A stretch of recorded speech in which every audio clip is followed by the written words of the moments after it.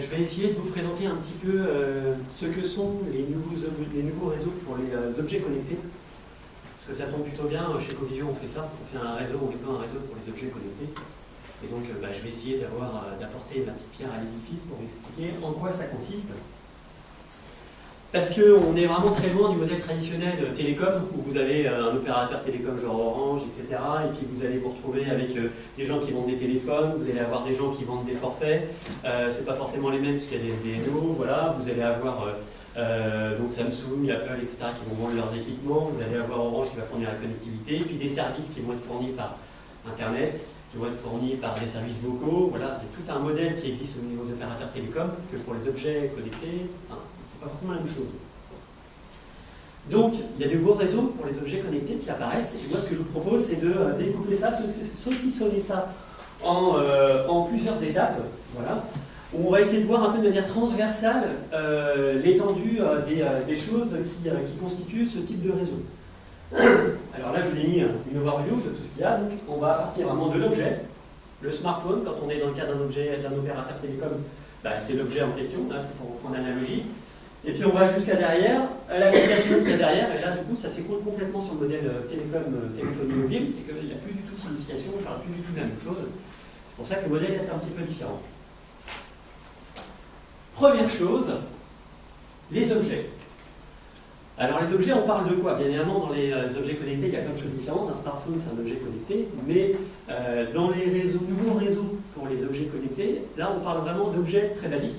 Très simple, un détecteur de fumée, un capteur de température, que sais-je, qui va prendre juste une information basique, ça ne va pas être de la vidéo, ça ne va pas être de la voix, ça ne va pas être du streaming, de ce que vous voulez. Non, là vraiment c'est une information basique, une température, là dans l'exemple de mon capteur.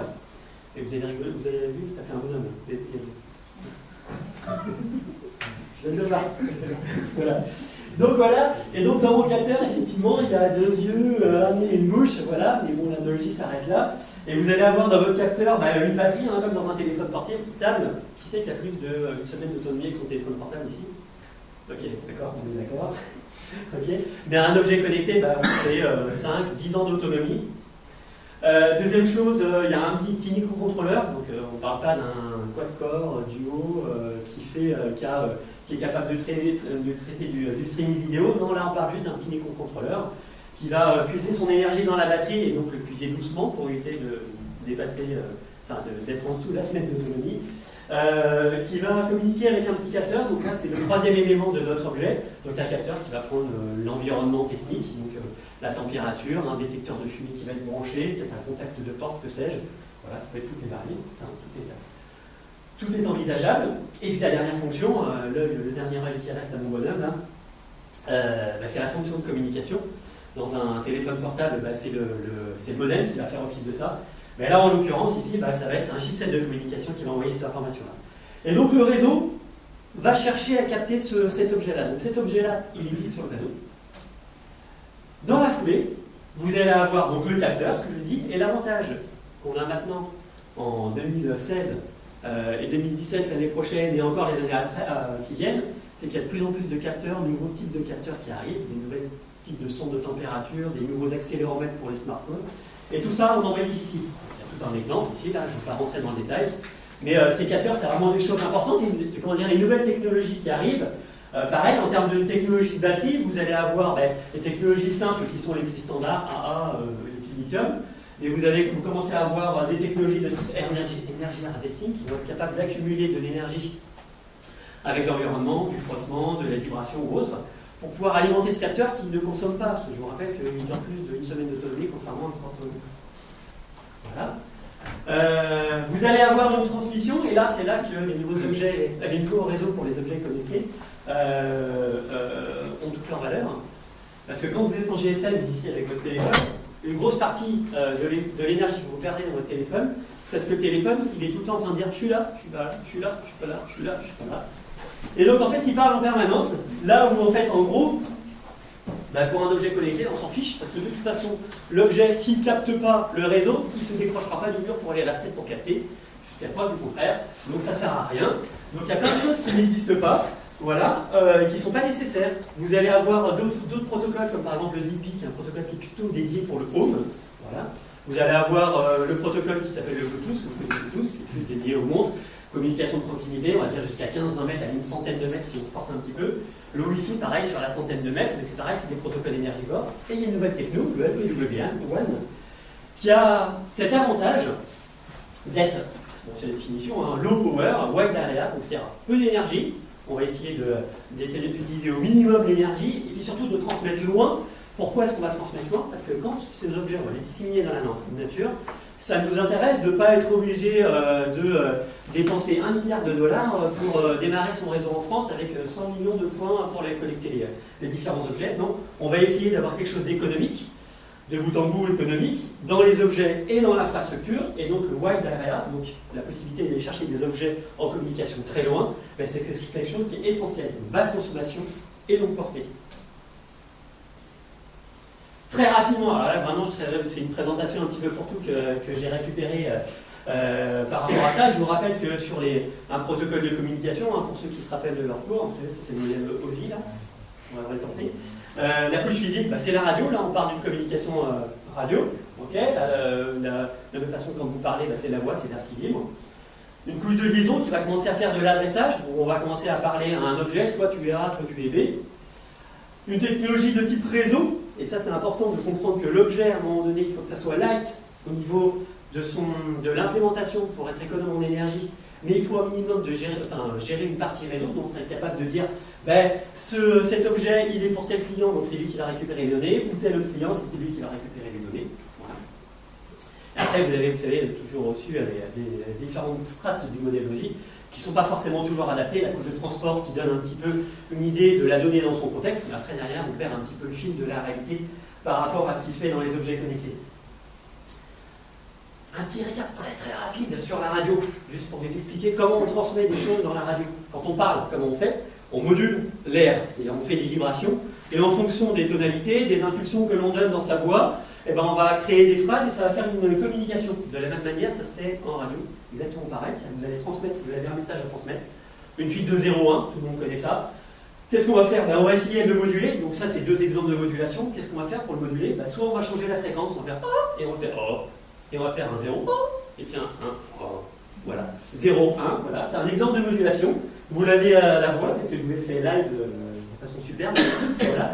Mais on le trouve pareil dans la radio, c'est que vous allez avoir deux fréquences qui vont être très proches et qui vont servir à transmettre un 0 ou un 1. Et vous avez d'autres technologies qui sont utilisées, qui sont aussi des modulations par phase. Vous allez, alors je ne peux pas vous faire à la voix, c'est beaucoup plus difficile, excusez-moi. Mais là, en fait, vous allez simplement changer la façon dont la sinusoïde va se balader dans l'espace. Et à un moment donné, vous allez induire une rupture, et cette rupture va générer automatiquement un changement d'état qui va être assimilé à un changement 0,1 ou un 0 en fonction du qui. Voilà, donc ça c'est très très sommaire, hein, c'est juste pour voir un petit peu de quoi il s'agit. Une fois qu'on a tout ça, ben, il faut couvrir un territoire, parce que les objets, bon, ils sont disséminés dans la nature, ils parlent en radio, il faut les capter. Ben, qu'est-ce qu'on fait? Ben, on installe des gateways un peu partout, et comme c'est du LPWA, Wide Area, ben, on n'est pas obligé d'installer 100 millions de points de collecte.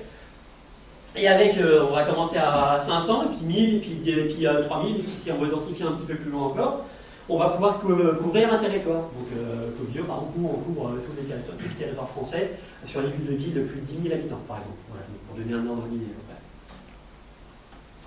Donc, on va mailler notre territoire, et puis une fois que les gateways vont être installés, ben, on va collecter l'information remontée par ces gateways. Et là, c'est toute la magie du cloud. Le cloud. C'est quoi le cloud? Bon, en fait, en gros, c'est des serveurs. Et vous allez récupérer en fait des informations qui vont arriver de toutes les gateways, qui sont disséminées sur le territoire, de façon très light. Et puis on va se dire, tiens, ce message il arrive, ah, tiens, c'est pour qui? Tiens, c'est pour monsieur machin, hop, routage. Première fonction, la fonction de routage, dire où est-ce qu'on envoie les informations. Deuxième fonction, fonction de sécurité, pour dire, tiens, ce message, ok, je sais que c'est pour monsieur machin, mais la donnée, je ne suis pas capable de la comprendre, et il me faut une clé de déchiffrement pour être capable de l'analyser. C'est le security management, d'accord? Qui peut être soit chez Covisio ou chez n'importe qui fait un réseau pour les objets connectés, soit éventuellement outsourcé, c'est la personne, le client qui a acheté l'objet est un peu frileux. Et puis après, de façon très très native, vous allez avoir du stockage sur une base de données, sur le cloud. Et puis des interfaces, des API, des web fronts qui vont permettre de diffuser l'information via des applications web, où vous allez avoir simplement des API qui vont être utilisées après derrière pour différentes applications. Parce que je vous rappelle qu'aujourd'hui, on est encore souvent avec des applications web traditionnelles, mais de plus en plus, on va se retrouver aussi avec des applications mobiles, tablettes, d'accord? Et l'intérêt de l'infrastructure telle qu'on l'a vu juste avant, c'est qu'effectivement, elle va découpler d'un côté le web, de l'autre côté la partie fourniture d'informations, API.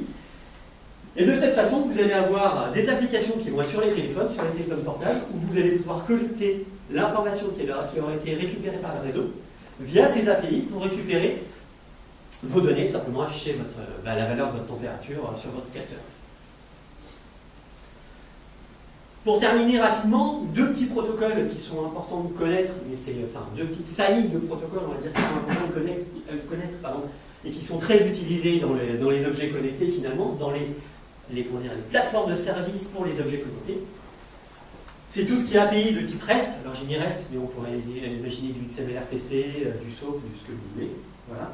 Ça, c'est des API qui vous permettent, à partir d'un téléphone portable, par exemple, de récupérer les données. On va faire des push ou des gets sur des web services. On va avoir les informations. Ça, c'est de façon plutôt asynchrone, en fait. On va aller chercher l'information à la demande. Et puis il y a d'autres technologies qui commencent vraiment à être utilisées, ce qui s'appelle le MQTT, donc tout ce qui est gestion de file d'attente, où vous allez en fait pouvoir avoir vos messages, au lieu d'aller les chercher pour dire tiens, est-ce qu'il y a un message? Non, pas de message. Tiens, est-ce qu'il y a un message? Non, il n'y a pas de message. Puis vous les troisième fois, vous en avez marre. Non, là, vous allez faire autrement. Vous allez vous connecter à une file d'attente, et puis vous allez attendre sans rien faire, de façon relativement passive, et quand il va y avoir une donnée, hop, on va vous dire tiens, il y a un message. Et là, vous serez content. Ça vous évite de faire des pulls. C'est par exemple le même type de technologie qui est utilisé pour vos téléphones quand on vous push pour vous dire qu'il y a un email qui arrive. Par exemple, le téléphone est en communication permanente, et puis vous allez avoir une petite... sans que le téléphone fasse une requête, il va être informé comme quoi il y a quelque chose qui arrive. Et du coup, est-ce que vous avez des questions ou est-ce que j'ai été trop vite ?